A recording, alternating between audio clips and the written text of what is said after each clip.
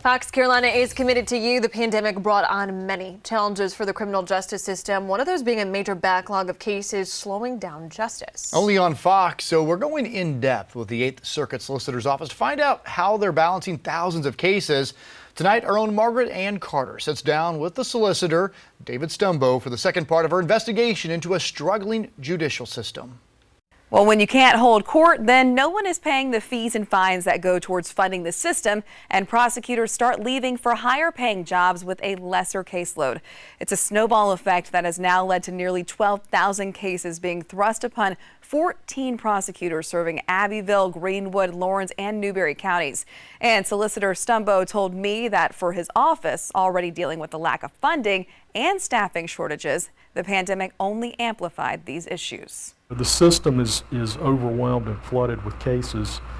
The cry that we're given to those that are writing the checks, the county councils, the city councils, the legislature, is the criminal justice system needs more resources to handle this. Solicitor David Stumbo says they're doing a lot more with a lot less, and the cases keep piling up.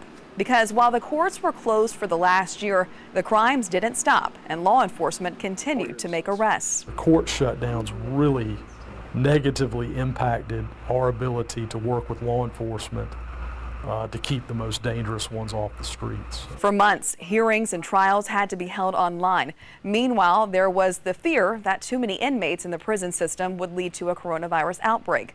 All of these factors combined led to tough decisions having to be made and more suspects being released on bond. Not only with our backlogs and our numbers, but the fact that there were a lot of dangerous people that I think were bonded out multiple times because there was this fear that, oh, well, they're going to get COVID in the jails. We put together a breakdown comparing the number of warrants pending going into the 2020 docket compared to the number of warrants the solicitor's office saw at the end of June 2021.